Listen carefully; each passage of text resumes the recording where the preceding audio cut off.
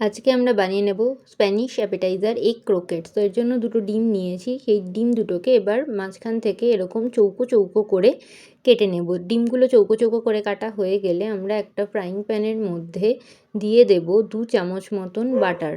Butter দেওয়ার পরে আমরা এর মধ্যে দিয়ে দেব প্রায় 3 চামচ ময়দা। এরপর একটু নাড়াচাড়া করে নেব। এরপরে আমরা এর মধ্যে দিয়ে দেব প্রায় 1 কাপ মতন দুধ। দুধটা দিতে হবে কারণ ময়দাগুলো যাতে দলা না পাকিয়ে যায়। এরপরে এটা আমরা নাড়তে থাকবো যতক্ষণ না লিমসগুলো চলে যায়।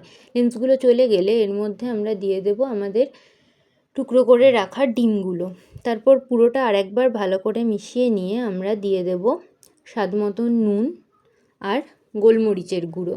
এরপরে আবার আমরা এটাকে স্টির করব যতক্ষণ না এটা ঠিক হচ্ছে এবং ময়দার দলাগুলো ভালো করে একদম চলে যাচ্ছে। এটা ঠিক হয়ে গেলে আমরা এটাকে একটা পাত্রে ট্রান্সফার করে ফ্রিজের মধ্যে রেখে দেবো প্রায় 30 থেকে 45 মিনিট সেট হওয়ার জন্য। এরপরে আমরা একটা ডিম নিয়ে সেটাকে ফেটিয়ে নেব।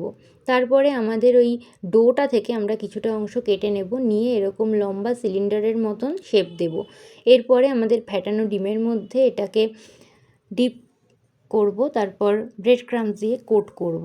তারপরে আমরা তেলে ডিপ ফ্রাই করে নিলেই আমাদের আজকের ডিশ স্প্যানিশ এগ ক্রোকেটস রেডি হয়ে যাবে। আপনারা টমেটো কেচাপের সাথে এটা সার্ভ করতে পারেন। আজকের রেসিপিটা কেমন লাগলো কমেন্টে অবশ্যই জানাবেন। আর এরকম আরও রেসিপি পেতে আমাদের পেজটা ফলো করবেন বা